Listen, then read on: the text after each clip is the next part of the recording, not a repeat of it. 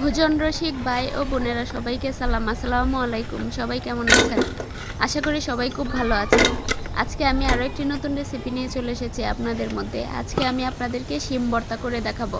শিম ভর্তা করার জন্য প্রথমে আমি একটা পাতিল বসিয়ে নিলাম এবং পাতিলটাতে আগে থেকে ধুয়ে রাখা শিমগুলো দিয়ে নিলাম। এরপরে অল্প পরিমাণে পানি দিয়ে নেব শিমগুলো সিদ্ধ হওয়ার জন্য। আমি শিমগুলোর সাথে কাঁচামরিচগুলোও সিদ্ধ করে নিব। শিম ভর্তায় কাঁচামরিচটা সিদ্ধই ব্যবহার করলে খেতে মজা হয় ভর্তাটা। এখন আমার শিমগুলো অলরেডি সিদ্ধ হয়ে গেছে, তারপরেও আমি আরেকটু নেড়ে চেড়ে নিচ্ছি যাতে পানিটা পুরোপুরি শুকিয়ে যায়। পানিটা পুরো শুকিয়ে গেলে শিম ভর্তাটা আর পানসে পানসে লাগে না। এবার আমি শিমগুলোকে পরিষ্কার করে নিব। দুই পাশ থেকে শিমের খোসাগুলো ছাড়িয়ে নিচ্ছি। আমার প্রায় শিমের খোসাগুলো ছাড়ানো শেষ হয়ে গিয়েছে। এ পর্যায়ে আমি একটি পেঁয়াজ কুচি করে নিব। পেঁয়াজটা মূলত হচ্ছে তেলে না ভেজে এভাবে কাঁচা ব্যবহার করলে শিম ভর্তার স্বাদটা অনেক বেশি পাওয়া যায়।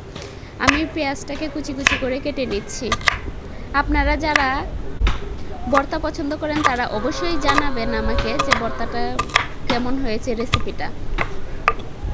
আমার পেঁয়াজগুলো কাটা শেষ হয়ে গেছে। এবার আমি কিছু পরিমাণে ধনেপাতা কুচি করে নিব। ভর্তাতে ধনেপাতাটা ব্যবহার করলে একটা সতেজ ফ্লেভার পাওয়া যায়, যেটা আসলে ভর্তার স্বাদ অনেক বাড়িয়ে দেয়।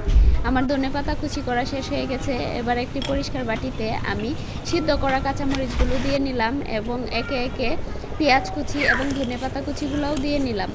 এবারে অল্প পরিমাণ লবণ ব্যবহার করছি আমি এখানে ভর্তার জন্যে।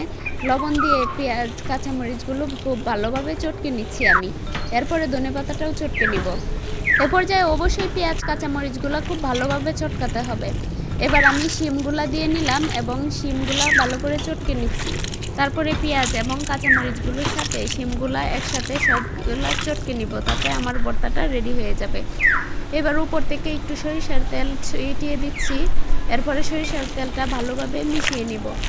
আমার ভর্তা প্রায় শেষ, রেডি হয়ে গেছে।